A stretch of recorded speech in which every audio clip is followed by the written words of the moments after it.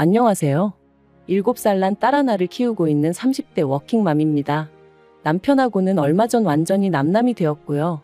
솔직히 좋은 이야기도 아니다 보니 어디서부터 어떻게 시작해야 하나 감이 잘 안 오긴 하는데 그래도 한번 그간 살아온 날도 돌아볼 겸 제 이야기 좀 해보겠습니다.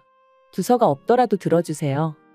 남편하고 헤어지기 전까진 같이 식당을 했지만 처음 만난 건 회사에서였어요.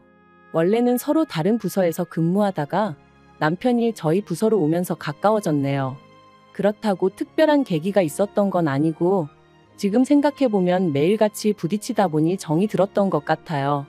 그리고 남편이 언젠가부터 저한테 적극적으로 다가오면서 저도 그런 남편을 밀어내지 않았고 하긴 이런 이야기가 지금에서야 뭐가 중요하겠어요. 아무튼 그렇게 연애를 시작하고 1년 만에 결혼 이야기까지 오가기 시작했습니다. 양가 부모님 모두 어차피 결혼할 거면 뭐하러 시간 끄냐 하셔서 서두른 감도 없잖아 있었죠. 그래서 지금도 저희 친정 부모님이 그 부분에 있어서는 저한테 참으로 미안하다 하세요. 생각해보면 여자 나이 31가 그렇게 많은 것도 아니었는데 괜히 당신들이 설레발을 쳐서는 제가 이렇게 이혼녀 딱지를 달게 된 건 아닌지 모르겠다 하시면서 말이죠. 하지만 이 부분에 있어서는 저는 저희 친정 부모님한테 정말 요만큼의 원망도 없습니다. 저도 그때는 제가 이혼녀 딱지를 달게 될 거라곤 상상도 못했는걸요. 어쨌든 연애하는 동안 사소한 다툼 한번 해본 적이 없었으니 결혼을 한다면 남편과 하는 게 당연하다고 생각하기도 했었고요. 결혼할 때 시댁에서 3천 해주셨고 친정에서는 1억 좀 넘게 해주셨어요. 어쩌다 이렇게 차이가 많이 나게 되었냐 하면 이야기가 복잡해지는데 빨리 결혼하라며 서둘렀던 시부모님은 처음에만 하더라도 집을 해주니 뭐를 해주니 하시며 말씀이 참 많으셨습니다.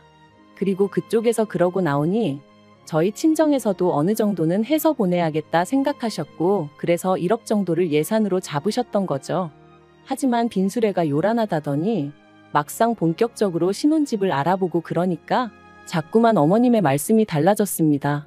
처음엔 역세권까지는 아니더라도 번듯한 아파트 한 채는 사주겠다고 하셨다가 급하게 구할 필요가 있냐 하시면서 일단은 전세로 살면서 좋은 매물이 있는지 보라고 하시더니 나중에는 전세보단 속편하게 월세가 낫겠다 하시고 그러다 나중에는 3천만 원을 해줄 테니 이걸로 일단 월세 보증금을 하랍니다. 돈이 없는 게 아니라 여기저기 묶여 있어서 현금화할 형편이 안 된다 어쩐다 하시면서 말이죠. 그리고 물론 시부모님 재산인 만큼 제가 이러쿵저러쿵 할 것은 못 되었지만 그래도 기대와 실망이 반복되니 나중엔 그냥 시부모님 입에서 집 얘기가 나오는 그 자체가 짜증이 나더라고요. 뿐만 아니라 그럴 때마다 이번엔 어떻게 친정부모님께 상황을 알려야 하나 싶은 게 그래서 아닌 게 아니라 파혼 이야기가 나오기까지 했었습니다.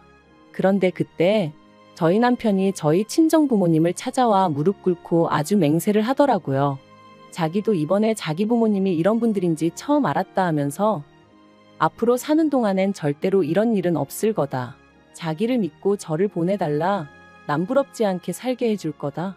그리고 저희 친정아버지 말씀이 그 당시에는 그래도 저희 남편 눈에서 불타오르는 열정과 진심 그런 걸 보셨답니다. 물론 지금은 당신이 뭐에 홀렸던 것 같다 하시지만요. 그래도 결국 우여곡절 끝에 저희는 결혼을 하게 되었고 그렇게 시댁에서는 삼촌 친정에서 1억을 지원받았습니다. 그래도 저희 시부모님 특히나 어머님 어찌나 의기양양하시던지 계속 하시는 말씀이 없어서 안 해주는 게 아니라 상황이 안 따라주는 거라면서 말이죠. 그런데 그때는 저도 기대할 게 아예 없었기에 네 하고 그냥 한 귀로 듣고 한 귀로 흘렸어요. 그냥 저는 저대로 남들 하는 만큼 며느리돌이만 하자고 마음을 먹었고요. 그러다 제가 결혼한 지 3년 만에 어머님한테 아주 질려버리게 된 일이 있었으니 그건 바로 저희 친정아버지가 저에게 출산 선물로 차를 사주셨을 때였습니다. 친정아버지께서 애가 태어나면 어쨌든 집에 큰 차 한 대는 있어야 한다 하시면서 차를 한 대 사주겠다 하셨거든요. 그리고 저는 처음엔 정말 극구사양했습니다. 이미 저나 남편이나 각자 끌고 다니던 차가 있기도 했고 차를 사더라도 저희 능력으로 사야지 친정 부모님한테 손을 벌릴 수는 없다고 생각했죠. 하지만 친정 부모님께선 마침 가게 일도 술술 잘 풀리고 있는 만큼 이 정도는 해줄 수 있다 하시며 거절하지 말라셨습니다. 이런 것도 능력될 때 해주는 거지 나중엔 저희가 사달라고 해도 못 사줄지 모른다 하시면서 말해요. 그래서 결국 저는 못 이긴 척 감사한 마음으로 받겠다 했는데 옆에 있던 남편이 어찌나 좋아하던지, 그리고는 말하기를 제가 아이 낳고 육아휴직에 들어가면 사실 운전할 일이 많이 없을 거 아니냐면서 그러면 자기가 종종 끌어도 되겠냐고 묻더라고요. 그래서 그럼 당신 차는 어쩌고 했더니 내 차는 처제주면 되잖아 그러는데 나름대로 그것도 방법이겠다 싶었어요. 그래서 좋은 게 좋은 거다 싶어 남편도 그렇고 저도 그렇고 저희 친정 부모님도 그렇고 새 차의 주인이 누구냐에 대해선 크게 개의치 않기로 했죠. 그런데 정작 어머님께선 남편 차를 어떻게 처리할지를 두고 어떻게 당신과 상의 한마디 하는 사람이 없냐며 크게 화를 내셨습니다. 그리고는 덧붙이시기를 그 차를 사던 당시 어머님이 현찰 600만 원을 보태주셨었다면서 그러니 그 차의 소유권이 어머님한테도 있는 거라며 제 여동생을 줄 거면 그 600만 원을 토해내라는 거예요. 얼마나 어이가 없던지. 그래서 남편한테 어머님이 그렇게 말씀하시니 당신은 그냥 계속해서 당신 차 끌고 다니라 했습니다. 친정아버지가 사주시는 새 차는 그냥 내가 끌고 내가 타던 차를 여동생에게 주는 게 맞는 것 같다면서 말이죠. 그랬더니 남편이 그냥 어머님한테 600만 원 드리고 원래 하기로 한 대로 하면 안 되냐대요. 그래서 그건 내가 납득이 안 돼서 싫다 했습니다. 당신 총각 때 보태주신 돈을 그것도 빌려주신 것도 아니고 그냥 주신 거라면서 이제 와서 왜 그러시는 건지 이해가 안 된다고. 그러니 못 드리고 드리기 싫다 했죠. 그랬더니 남편이 그러지 말고 용돈 드린다 생각하면 안 되겠냐는데 거기서 짜증이 팍 나더라고요. 솔직히 이렇게까지 비교는 안 하려고 했지만 남들은 며느리가 임신했다고 용돈 주고 애 낳을 때 되면 산후조리 비용도 대주고 그런다던데 저희 시부모님은 그런 거 제 앞에서 입도 뻥끗 안 하셨어요. 그래도 뭐 사람마다 사정이 다른 거니까 그러려니 했지 서운한 기색 단 한 번도 내비친 적이 없었거든요.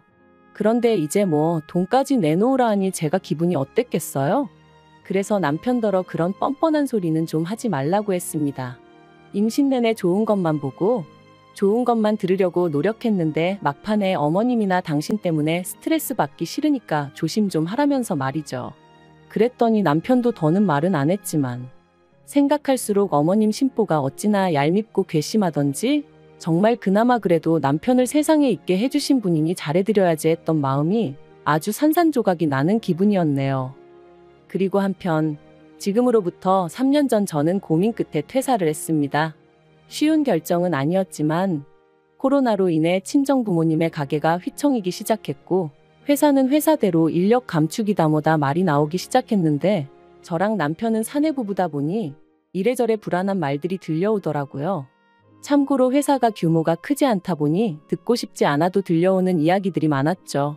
아무튼 그래서 고민 끝에 제가 회사를 나왔습니다. 그리고는 그간 친정부모님이 운영하시던 가게를 어떻게 하면 보다 효과적으로 운영해 나갈 수 있을지 고민하면서 친정어머니랑 같이 신메뉴를 개발하고 정말이지 눈코 뜰 새 없이 바쁜 나날들을 보냈던 것 같아요. 그리고 다행히 정말 고생 끝에 낙이 온다더니 코로나가 잠잠해지기 시작한 무렵부터 조금씩 가게의 분위기가 달라지는 게 느껴졌습니다. 소위 흐름을 타는 게 느껴졌달까요? 젊은 사람들 사이에서 맛집으로 꼭 한번 가봐야 하는 집으로 입소문이 나기 시작하면서 언젠가부턴 가게가 문을 열기도 전에 사람들이 와서 줄을 서기 시작하대요. 그리고 얼마 지나지 않아서 여러 업체들로부터 프랜차이즈로 한번 키워보지 않겠냐는 연락까지 오기 시작했고요. 그리고 가게 상황이 이렇자 하루는 남편이 제 눈치를 살살 보더니 자기도 회사를 관두고 저희 가게 일을 도우면 어떻겠냐 물어왔습니다. 솔직히 처음엔 당황스럽기도 하고 남편의 그런 제안이 탐탁치 않았던 게 사실이에요. 가게가 언제까지 잘 될지 모르겠는 상황에 저는 남편이라도 비교적 안정적으로 직장 생활을 이어나갔으면 했으니까요. 하지만 남편은 저더러 저도 직장 생활을 해봤으니 자기 기분을 알 거 아니냐며 언제까지 남 밑에서 일만 해야 하냐고 자기도 뭐 주체적으로 일을 하고 싶다나요? 그래서 남편에게 착각하지 말라고 식당 일에 합류하더라도 당신은 여전히 우리 부모님 밑에서 일을 해야 하는 거다. 회사나 별반 다를 게 없을 거다 했죠. 그랬더니 그런 말 굳이 안 해도 무슨 소린지 이해한다면서 하지만 회사 상사랑 장인 장모님이랑 같냐 그러는데 솔직히 어쨌든 돈 벌러 왔을 땐 같다면 같은 거지 또 다를 건 뭔가 싶대요. 하지만 그때는 남편에게 그렇게까지 냉정하게 말은 못했어요. 그냥 일단 알겠다, 부모님께 여쭤보겠다고만 했죠. 그리고 친정 부모님께선 그렇지 않아도 가게가 좀 더 자리를 잡으면 아예 저를 믿고 맡겨보려 하셨다며 남편이 옆에 있으면 얼마나 의지가 되고 도움이 되겠냐고 그렇게 하게 하라시는 거예요. 그래서 조금 찝찝한 마음이 없잖아 있었지만 결국 남편이 회사를 관두고 식당 일에 합류하는 데 있어 동의를 해주고 말았습니다. 그런데 문제는 남편이 가게 일을 시작한 이후부터였어요. 친정 부모님은 이제 쉬엄쉬엄 일을 하고 싶다 하시며 가게에 나와 계시는 일수를 줄이겠다 하셨거든요. 그리고 저도 그 부분에 있어서는 아쉬울 것도 서운할 것도 전혀 없었죠. 오히려 잘 됐다고, 잘 생각하셨다고 했으니까요. 그리고 친정 부모님은 한 가지 조건을 더 거셨는데 가게 메뉴의 기본이라고 할 수 있는 양념장, 저희는 비법 소스라고 불렀는데 아무튼 그건 어떻게 만드는지 절대로 못 알려주신다고, 그러니 필요하면 저희더러 사다 쓰라고 하셨죠. 남편이 합류하고 3달쯤 흘렀을 때부터는 친정 부모님은 일주일에 한두 번 정도만 가게에 얼굴을 비추셨고 비법 소스를 만들어주시는 대신 달에 150만 원을 받아가셨어요. 그리고 이 안에는 재료비에 친정 부모님의 수고가 들어가 있었으니 저는 결코 그 돈이 많다고 생각하지 않았습니다. 실제로 저희가 그 소스 덕분에 버는 수입은 저희 두 사람이 직장을 다닐 때보다 많을 땐 2배 가까이 되었으니 시쳇말로 남는 장사면 남는 장사였지 결코 손해는 아니었죠. 그런데 이 사실을 알게 되신 어머님께선 가족끼리 뭘 그런 걸로 돈을 받아가냐며 저희 친정 부모님을 마치 치사하고 쪼잔하신 분들로 몰아가시대요. 그뿐만이 아니었습니다. 저랑 저희 부모님 때문에 졸지에 당신 아들이 부엌대기가 되었다며 마음에 안 들어 죽겠다고 어디 가서 말도 못한다 하시면서 말이에요. 그리고 이런 말씀을 하시는 와중에도 저희한테 이거 해달라 저거 해달라 요구하시는 건 또 어찌나 많으셨는지. 솔직히 저희 친정 부모님의 비법 소스 덕분에 돈을 벌었으니까 그 돈으로 어머님이 좋아하시는 이것도 해드리고 저것도 해드릴 수 있었던 건데 그런 건 또 전혀 생각을 안 하시는 눈치였어요. 지금 생각나는 대로 하나둘 하소연을 하다 보니 좀 두서가 없긴 한데 따지면 따질수록 저희 어머님은 정말이지 당신 입장밖에 모르시는, 그 와중에 주제 파악은 안 되시는 분이셨네요. 그래서 결국 올해 초 남편에게 수익 구조를 다시 정하자고 말을 꺼냈습니다. 남편은 월급제로, 그리고 친정 부모님께는 비법 소스를 만들어주시는 거 외에 제가 그 비법 소스에 대한 사용료를 드리겠다 했죠. 간단하게 용돈을 더 드리겠다 하지 않았던 건 그럼 보나마나 시부모님 특히나 어머님께서 가만히 계실 리가 없었기 때문이고요.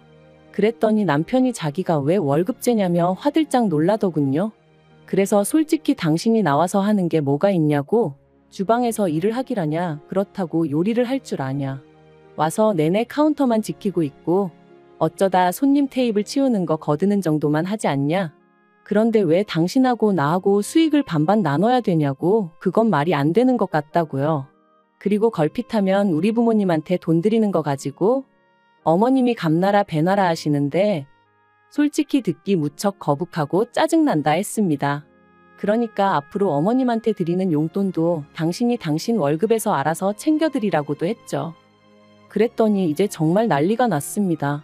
가뜩이나 자기한테 장부를 투명하게 오픈하지 않는 것도 섭섭했고 자기가 봤을 땐 그 비법 소스인지 뭔지 원가는 50만 원도 안 들 것 같은데 제 성격에 그런 거는 하나도 따져보지도 않고 그냥 장인 장모님이 150달러니까 그만큼 주는 거 보고 솔직히 자기가 저한테 너무 실망을 했대요. 반대로 그게 자기 부모님, 그러니까 시부모님이 그랬으면 제가 그렇게 대충 넘어갔겠냐면서요. 어이가 없었죠.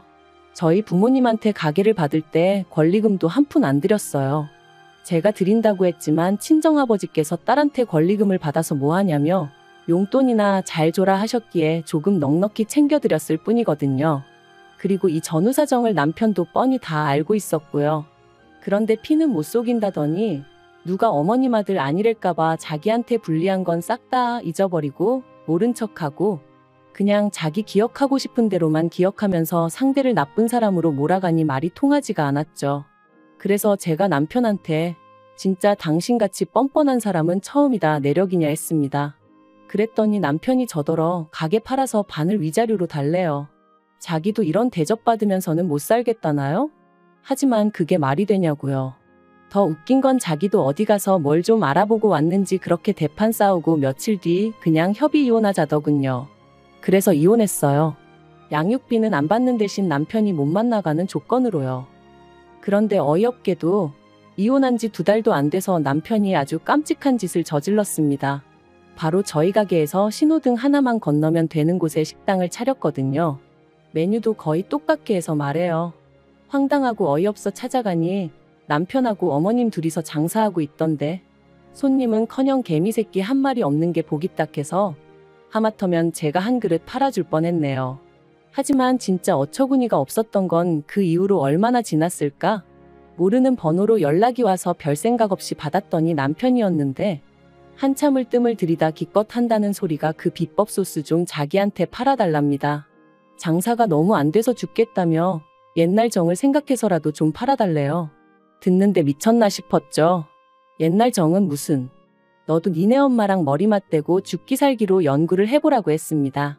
그리고 네가 망하든 말든 나는 관심 하나도 없으니까 괜히 나한테 전화해서 앓는 소리도 하지 말라고 했어요.